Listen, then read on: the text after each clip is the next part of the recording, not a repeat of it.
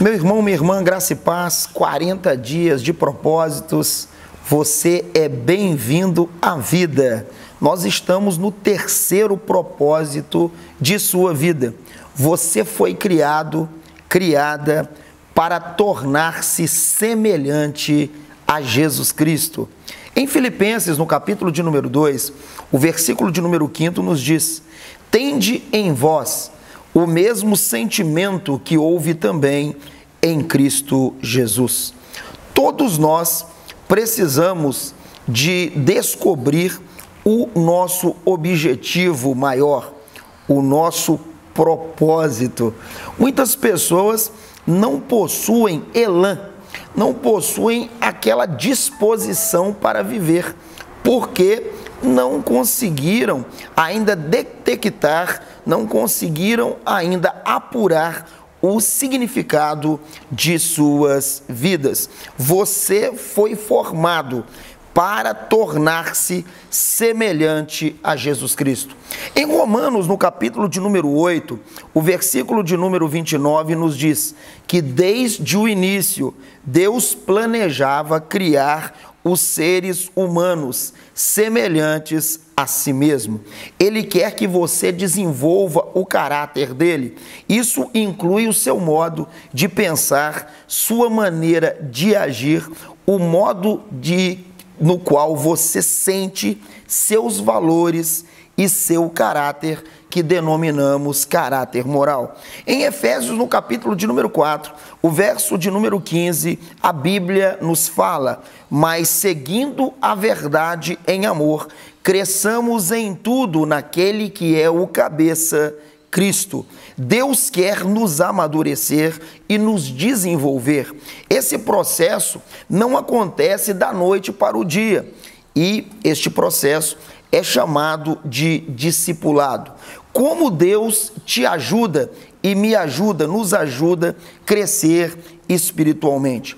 Uma das maneiras é o estudo das Sagradas Escrituras, da Bíblia. A Bíblia, dentro da concepção cristã, ela é uma palavra santa, inerrante, inequívoca, pois é nada mais, nada menos do que a palavra de Deus. A palavra de Deus, ela transforma. A palavra de Deus, ela gera vida. A palavra de Deus nos faz nos desenvolvermos. Por isso, na semana passada falamos sobre comunhão.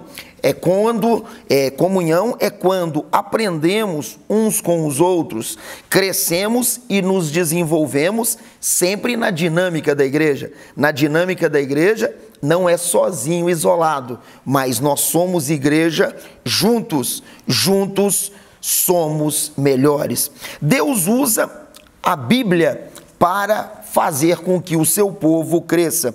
Vejamos alguns outros instrumentos que Deus utiliza para nos moldar e assim atingirmos a semelhança de Cristo. Deus usa os problemas para nos ensinar a confiar nele. Deus usa as tribulações e provações. É muito interessante, porque nós queremos viver uma vida tranquila, uma vida regalada, uma vida sossegada. Todos nós queremos um porto seguro, uma zona de conforto, mas Deus usa tribulações e provações. São situações que acontecem no nosso dia a dia, no dia a dia de nossa vida, que nos faz nos aproximarmos de Deus.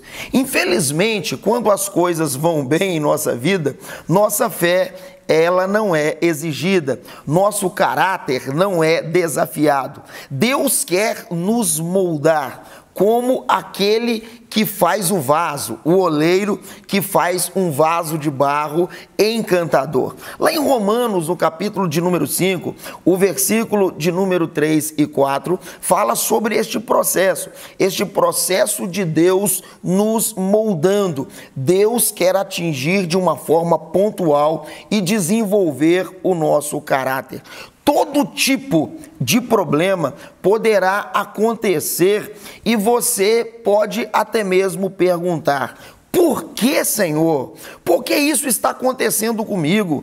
Eu sou fiel, eu vou à igreja, eu ajudo as pessoas, eu tento honrar o meu pai e a minha mãe. O céu está caindo na minha cabeça, mas eu quero lhe dizer de uma forma pontual neste momento: não fique desapontado. Deus está trabalhando situações para moldar o seu caráter, para te aperfeiçoar, para que você chegue à estatura de varão, de varoa, perfeito e perfeita. A terra é o local que Deus utiliza aqui neste planeta, aqui na terra. Deus usa esta ambiência, esta geografia para moldar o meu e o seu caráter. Lá em 1 Coríntios, no capítulo de número 4, versículo 17, abra comigo: porque a nossa leve e momentânea tribulação produz para nós eterno peso de glória, acima de toda comparação. Entender isso, meu irmã, é maturidade espiritual. Precisamos entender que não vivemos para o aqui e agora, mas vivemos sob a luz do que é eterno, a luz da eternidade. Há coisas difíceis acontecendo em nossas vidas, em diversos níveis, e todos nós temos problemas, e estes problemas não estão diante dos nossos olhos para nos desapontarmos, nos desanimarmos. Pelo contrário, Deus está formando em nós um caráter inabalável. Deus usa as tentações. Ele usa as tentações para que aprendamos a obedecê-lo. Tentações são situações armadas por Satanás a fim de nos ferir. Deus pode usar as tentações de Satanás para o nosso bem, pois a tentação sempre é uma encruzilhada espiritual. Em uma encruzilhada, precisamos de discernir qual o caminho que devemos seguir. Quando eu opto pelo caminho de Deus, pelo caminho da justiça, pelo caminho da benevolência, pelo caminho da parceria, pelo caminho da comunhão, pelo caminho da adoração, do serviço a Deus, o propósito do diabo é frustrado e o propósito de Deus é enaltecido. Deus logra êxito por intermédio da nossa resiliência, da nossa perseverança, o nosso combate às obras do diabo. As escolhas são necessárias para o desenvolvimento do nosso caráter. Jesus, o Filho de Deus, ele enfrentou tentações. Você pode ver em Mateus, no capítulo 4, a partir do versículo de número 1. Da mesma forma que Jesus venceu a tentação pela palavra, você também poderá vencê-la. Martinho Lutero, o reformador, ele dizia o seguinte: você não pode impedir que os pássaros voem sobre a sua cabeça, mas pode impedi-los de fazer um ninho. Tentações são comuns a todos nós. Até Jesus Cristo foi tentado, mas Deus é poderoso para nos ajudar a atravessar cada uma delas e vencê-las, porque você e eu, nós somos mais do que vencedores em nome de Jesus Cristo. A Bíblia diz: firmem seus pensamentos naquilo que é verdadeiro, bom e direito. Filipenses, no capítulo de número 4, o versículo de número 8. A tentação sempre começa roubando sua atenção e quando faz, muitas vezes nos pega no contrapé. Outra coisa importante: é necessário que você não ande sozinho.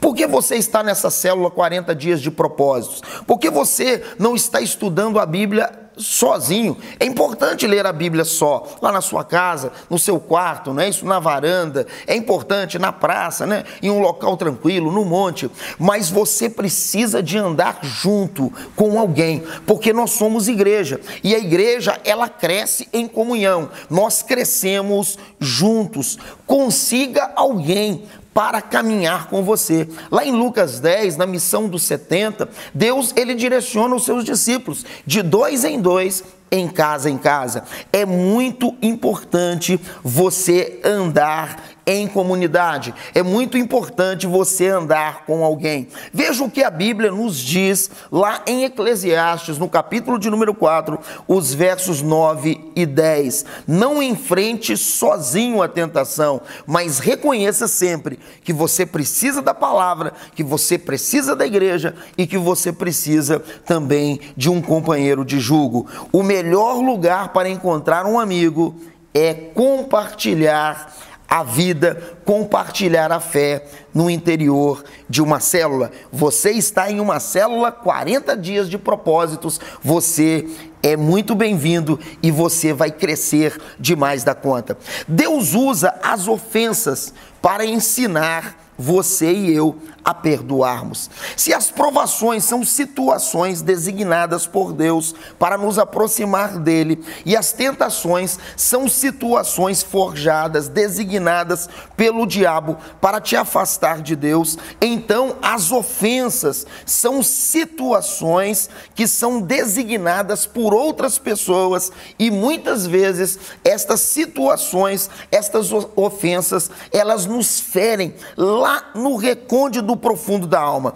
na égide do ser. Nós ficamos feridos, muitas vezes nós ficamos tão sensíveis que parece que o mundo está caindo sobre a nossa cabeça, parece que não tem jeito, dá um desânimo profundo, parece que vamos entrar em um período até mesmo de depressão. Mas eu quero lhe dizer, em nome de Jesus, que mesmo as ofensas estão trabalhando em você a capacidade de perdoar e a capacidade de você entender que nem tudo acontece do jeito que você dimensiona, da forma que você planeja.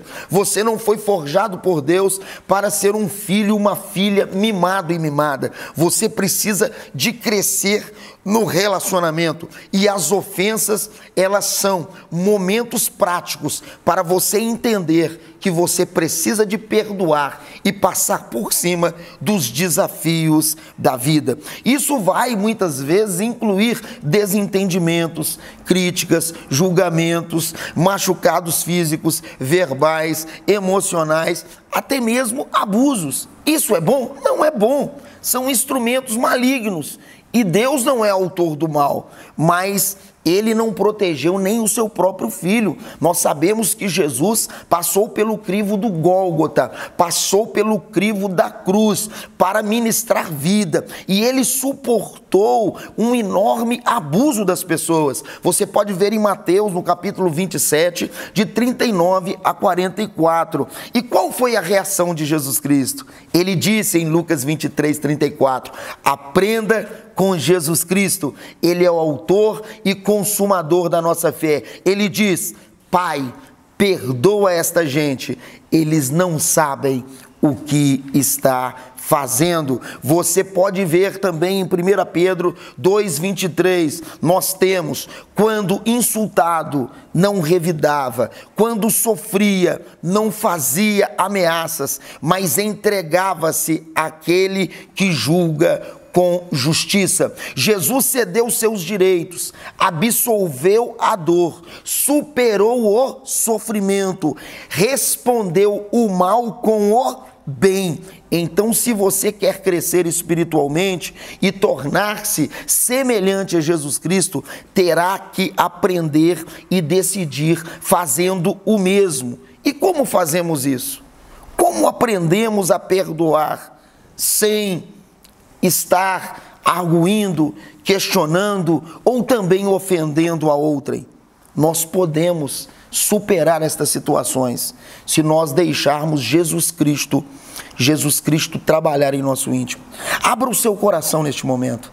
Talvez você possui feridas ainda abertas, pessoas que te ofenderam e que você ainda não conseguiu perdoar essas pessoas, mas eu quero declarar, perdão não é um sentimento, perdão é um princípio, é uma atitude, é uma decisão. O perdão é uma das qualidades primordiais de Deus, e Deus quer que aprendamos com Ele esta grande qualidade. Isso aqui é um treinamento, 40 dias de propósitos.